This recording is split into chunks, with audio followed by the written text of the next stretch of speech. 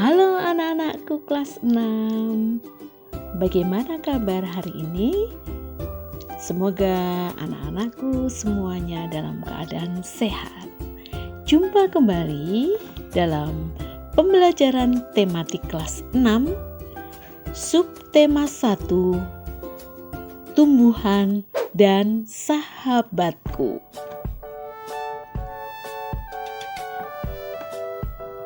Kali ini kita akan bersama-sama belajar muatan ilmu pengetahuan alam. Tentang apa yang akan kita pelajari hari ini? Kita akan belajar tentang perkembangbiakan tumbuhan. Siap anak-anak? Mari kita pelajari bersama-sama. Perkembangbiakan tumbuhan itu ada dua cara. Yang pertama adalah secara generatif, yang kedua adalah secara vegetatif. Hari ini yang akan kita pelajari adalah perkembangbiakan tumbuhan secara generatif. Apa itu perkembangbiakan tumbuhan secara generatif? Perkembangbiakan tumbuhan secara generatif adalah perkembangbiakan pada tumbuhan secara kawin yang didahului dengan proses penyerbukan. Alat perkembangbiakan tumbuhan secara generatif adalah bunga. Sebelum kita melihat tentang penyerbukan, kita akan bersama-sama mempelajari tentang bagian-bagian bunga. Anak-anak di rumah kalian atau mungkin kalian sering menjumpai di sekitar kalian banyak sekali tanaman-tanaman bunga. Nah, bunga-bunga itu memiliki bagian-bagian. Kita akan pelajari bersama-sama. Perhatikan gambar. Di sini ada bagian bunga yang akan kita pelajari satu persatu. Yang pertama itu adalah tangkai bunga. Yang kedua, yang ditunjuk panah kedua adalah bakal biji. Yang ketiga adalah dasar bunga. Keempat adalah kelopak bunga. Nah, yang berwarna ini adalah mahkota bunga. Lalu berikutnya tangkai putik. Lalu di atasnya adalah kepala putik. Berikutnya adalah benang sari dan kepala sari. Itulah tadi anak-anak bagian-bagian dari bunga. Tentu saja ini adalah bunga yang sempurna karena lengkap.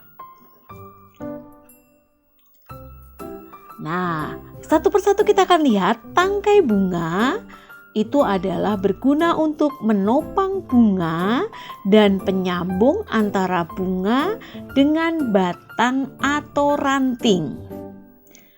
Sedangkan kalau kelopak bunga melindungi mahkota bunga ketika kuncup.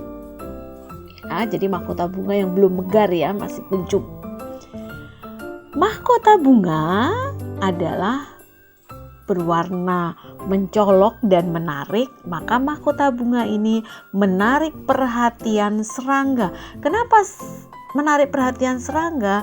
Agar serangga menghinggapi bunga itu dan bisa membantu proses penyerbukan. Lalu benang sari. Benang sari itu sebagai alat kelamin jantan. Nah, bagian benang sari itu ada namanya serbuk sari yang berfungsi sebagai sel kelamin jantan. Yang terakhir adalah putik, berfungsi sebagai alat kelamin betina. Jadi alat kelamin jantan pada bunga adalah benang sari, sedangkan alat kelamin betina pada bunga adalah putik.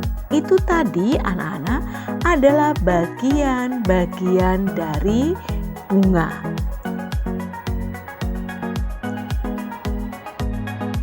Tidak semua bunga, tidak semua tumbuhan memiliki benang sari dan putik dalam satu bunga.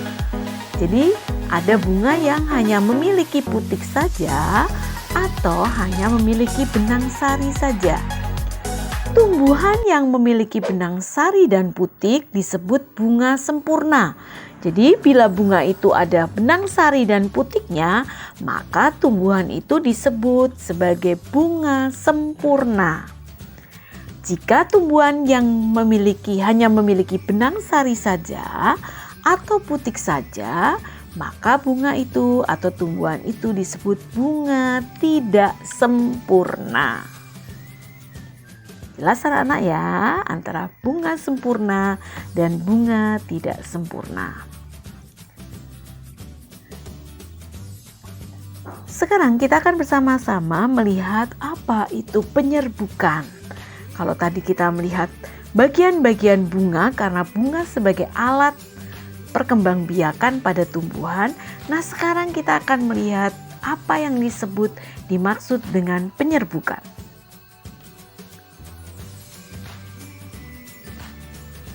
Penyerbukan adalah proses bertemunya serbuk sari di atas kepala putik, atau proses bertemunya serbuk sari di atas kepala putik, atau proses menempelnya serbuk sari di atas kepala putik.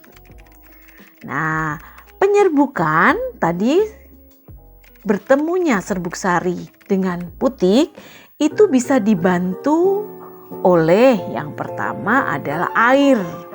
Ya, bisa dibantu oleh air, bisa dibantu oleh angin, bisa dibantu oleh hewan. Hewan di sini adalah serangga ya, dan bisa dibantu oleh manusia. Jadi penyerbukan pada tumbuhan atau pada bunga itu bisa dibantu oleh air, angin, hewan, dan manusia. Macam-macam penyerbukan. Kita akan lihat bersama-sama macam-macam penyerbukan. Yang pertama disebut dengan penyerbukan sendiri. Apa yang dimaksud dengan penyerbukan sendiri? Penyerbukan sendiri yaitu penyerbukan yang terjadi apabila serbuk sari jatuh ke kepala putik bunga itu sendiri. Ya, kita lihat gambarnya. Jadi serbuk sarinya jatuh di kepala putik bunga itu sendiri. Berarti bunga itu adalah bunga sempurna yang memiliki benang sari dan putik. Itu disebut dengan penyerbukan sendiri. Jelas ya anak-anak? Yang kedua adalah penyerbukan tetangga. Apa yang dimaksud dengan penyerbukan tetangga? Penyerbukan yang terjadi apabila serbuk sari jatuh ke kepala putik bunga lain yang masih dalam satu tumbuhan. Kita lihat gambarnya. Jadi ada satu tumbuhan, itu kan bunganya ada banyak bunga. Nah, bila serbuk sari itu jatuh ke kepala putik bunga lain, tetapi dalam satu tumbuhan, itu disebut dengan penyerbukan tetangga. Ya. Berikutnya adalah penyerbukan silang. Apa yang dimaksud dengan penyerbukan silang? Penyerbukan yang terjadi apabila serbuk sari jatuh ke kepala putik bunga yang berbeda tetapi masih satu jenis. Ya, kita lihat bunga berbeda tetapi masih satu jenis bunganya, tumbuhannya. Ini disebut penyerbukan silang. Yang terakhir, penyerbukan bastar.